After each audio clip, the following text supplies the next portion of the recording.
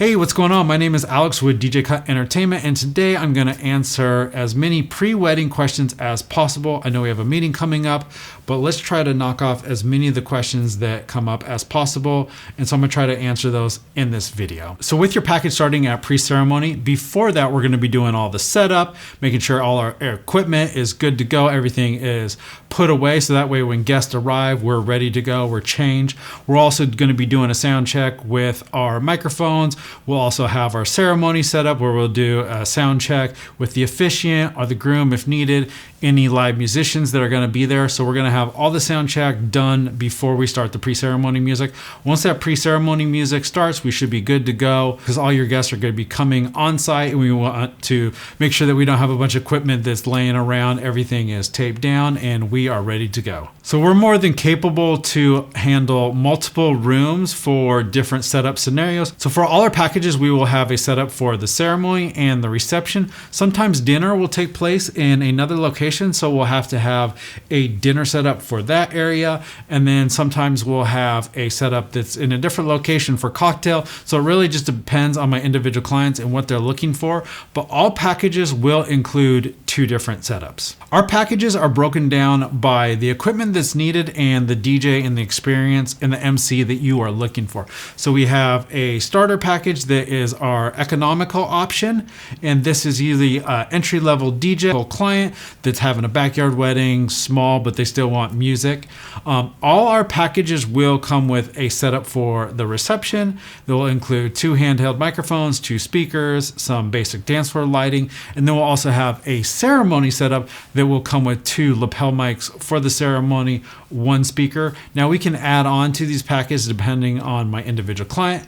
Then I have my premium package. So this is including all the same equipment, but a DJ that has about 10 years of experience. They're going to be more professional on the microphone, used to working with planners a lot more. This is somebody that probably has about 100 weddings underneath their belt, probably been in the industry for about 10 years. Now we'll try to match up the DJ with the client that I feel fits the best. Now this could be MC style, this can be personality, and this also can be music taste. So if I have a client that likes a country wedding, I'm gonna recommend a couple DJs on my team. If I'm looking for somebody that has like a 70 throwback vibe, I got special DJs for that. If it's a Spanish couple, then I will try to match them up with the DJs on my team that are fluent in that current language.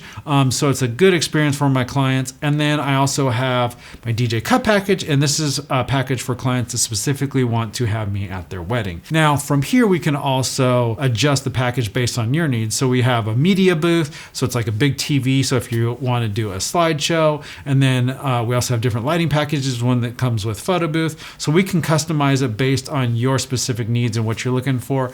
But we have an entry-level package, middle of the road that is a DJ that is either myself or somebody on my team, 10 years experience, and then also clients that specifically want to reserve me for their wedding. So the different types of microphones that we use throughout the day, typically we'll have 2 lapels for the ceremony and then 2 handheld microphones for the reception. Now if it becomes windy or we want to switch it up, we can use 2 handheld mics for the ceremony if we're incorporating live musicians. So somebody that's playing saxophone, we have special microphones for them. If we have somebody that's playing a guitar, a violin, we can also mic them up too as well. So it really just depends on my individual clients and what they're looking for. But all packages will include 2 microphones for the ceremony and then 2 microphones for the reception, and then any additions that we need to make, we'll discuss that. If we need any other microphones, we can discuss this in the pre-planning process, but we like to know what microphones are needed. So if you're having live musicians or somebody that's singing, if we could find out what their requirements are. We also have a spot in our forms for live musicians at the ceremony and any requirements they need, because they could have microphone requirements, they could have effects requirements, mic stands, different things like that we can incorporate. A lot of clients like working with us because they can get multiple things all from one place, and they don't have to go to like a rental or a production house and rent these different equipments if they are having live performers. Question that I get asked is, what happens if my venue does not have power? So this is really common for ceremony sites. So a lot of times we'll do ceremonies that are in the forest, in the mountains, or on the beach. So we do have a battery box that we can use to be able to do an unplugged ceremony. So if you don't have power for that. Now some venues don't have power at all, and so we need to bring in a big like 50 amp generator. So it really just depends on my individual clients and what they're looking to do and how much power we need to bring with us.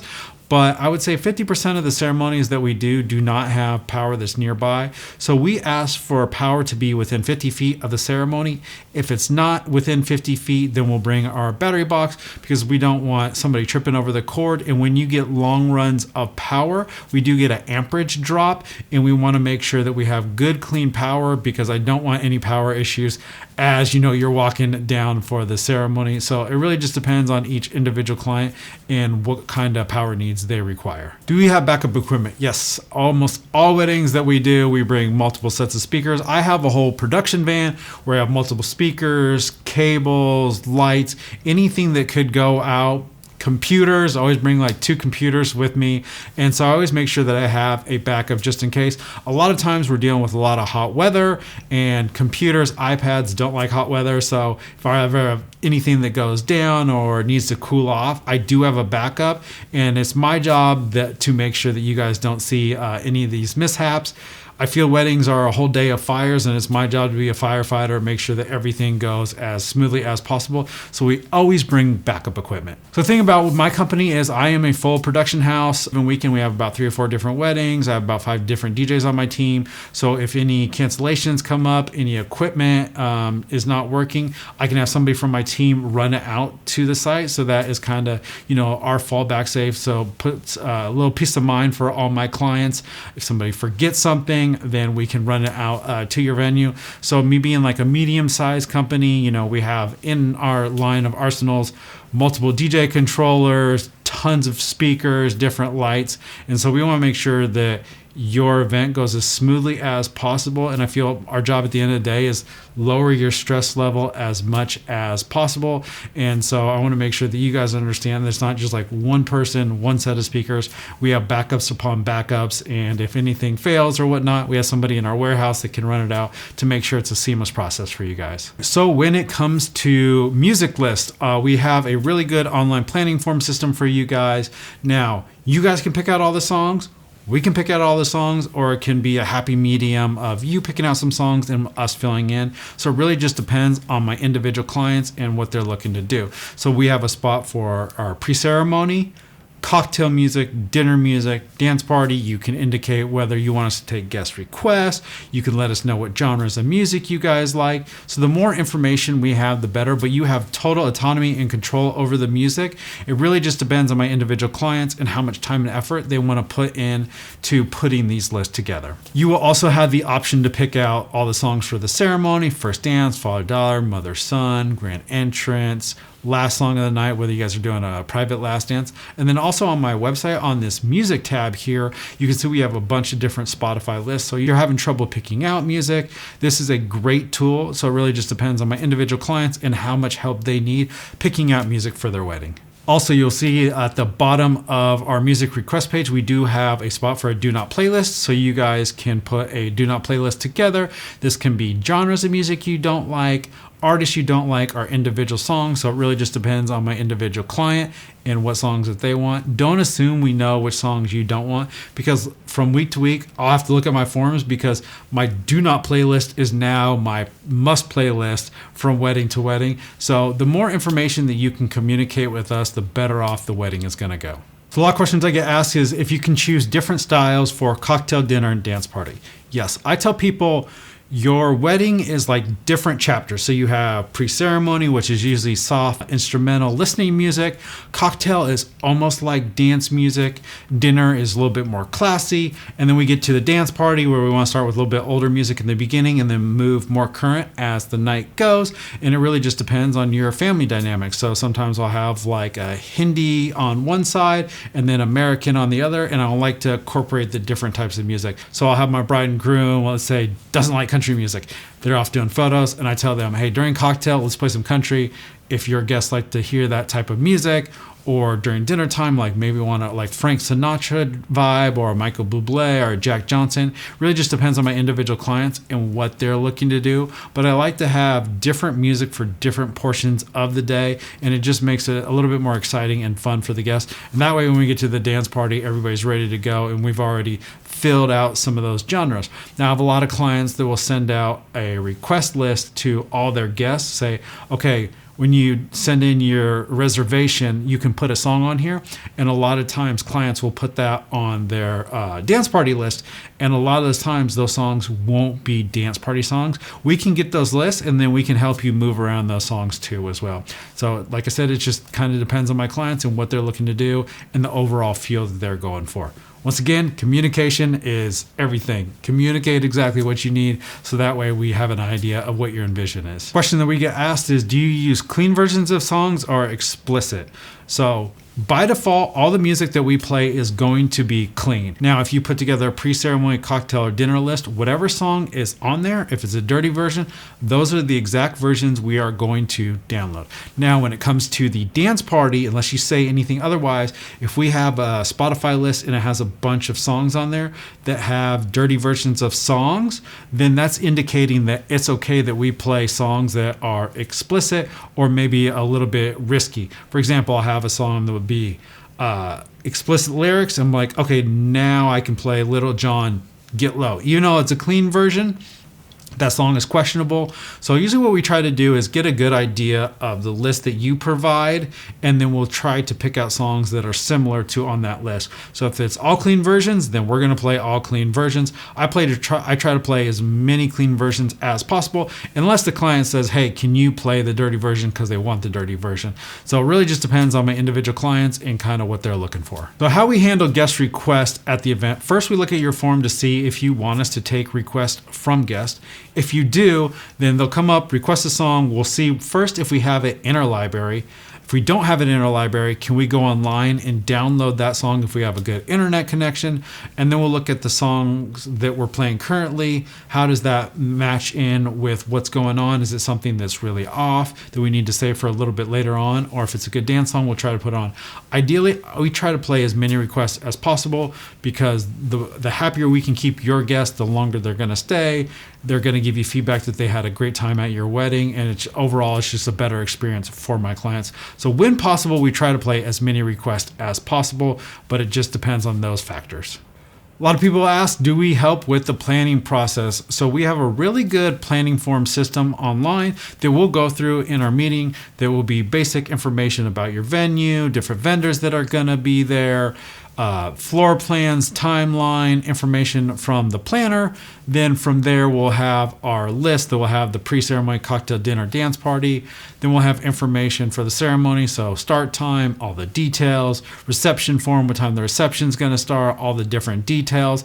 We also have some blogs on our website too. So if you're having trouble planning your wedding, how long each event takes, please read our blog post. I usually tell my clients that a wedding is about 6 hours for usually about 100 to 200 guests. Typical time in Oregon is starting at 4, going to 10 o'clock. But I tell my clients to plan backwards. So if their venue has like, hey, we have to be out by 10:30, we know we want 2 hours for dancing. Speeches are going to be 45 minutes. Dinner's going to be an hour and a half. I tell them to plan backwards, so that way they know what their start time is, and then add a little bit of a buffer time. So we are not full planners, but we do help a little bit with the planning process. And then the day of, we are not day of coordinators, but we'll meet with you guys, figure out when the events are going to happen, any changes that we need to do. And so we try to be as hands-on as possible, but I just don't want any confusion, because there is a difference between a full-on planner and a full-on day of coordinator. But we'll work hand in hand with the different vendors at your wedding to make sure that everything runs as smoothly as possible. Comes to announcements over the microphone, we'd like to have as many of them as possible on our forums. So this will be announcing what time grand entrance is, how dinner is. We'll usually introduce ourselves as the entertainer, having people grab their seats before the ceremony. Now, if we're working with a day of coordinator and they have any additional announcements, they can go ahead and come up, request, and then we'll put those announcements in usually in between songs and when we see fit. But usually once we have our planning form system, keeps us super organized, and we'll have all the different announcements that we need. I'll usually at some point, announce when we're going to be doing the grand entrance, where the grand exit's taking place, where the bathrooms are, any announcements that we need to make, last call, last dance. So everybody is informed of all the different things that are going to happen throughout the day. So that way we can keep that timeline moving along. The type of MC, this is a really, really big topic. Our company, we always offer MC services, but it really just depends on my individual client and how much they want us to MC and what type of MC. So I have like what I call a basic flow of events. So that's announcing when each event is happening. And then we have somebody that's called an entertainer. So this is going to be somebody that's going to be a little bit more lively, up on the microphone, getting people involved, getting people to sing along, trying to do some icebreaker games to get everybody on the dance floor really quickly. So it really just depends on my individual clients and what they're looking for. You also have the option too to select no announcements, and then also if you have a guest MC, so we'll give them a microphone, and then we'll also have a microphone too as well. So it really just depends on my individual clients and what their style is and what they're looking for. And I'd say it's about 50-50 in between a basic flow of events and more of an entertainer to get the crowd engaged, having a good time. So it really just depends on my individual clients and what fits them best. So what equipment is included in all of our packages? So all of our package will come with a basic setup for the reception. It will come with 2 speakers, dance floor lights, and it'll also come with a second setup for the ceremony, 1 speaker. Now I have my DJ Cutt package, which has a either video booth or an all white setup that's a little bit different than the other packages, but it's still going to come with basic dance floor lights. Sometimes we'll do add-ons as far as like lighting, cold sparks, dancing on the clouds. We also offer line dance lessons. So it really just depends on my individual clients and what they're looking for. Sometimes we'll have a cocktail in a different setup, so we'll have to do an add-on for that. We'll have a dinner setup that could take place in a different location. Sometimes we need to bring power. So we customize the package before the clients end up booking, so they know exactly what they're paying for, and we don't have a bunch of charges that get added on, as the planning process goes along. Now, if we start changing venues, changing out layout, then we'll have to adjust the package based on what is needed. But this is all stuff that's laid out in our contract before you guys book with us. So our requirements for the venue is we make sure that we have access to the venue 2 hours beforehand and an hour afterwards.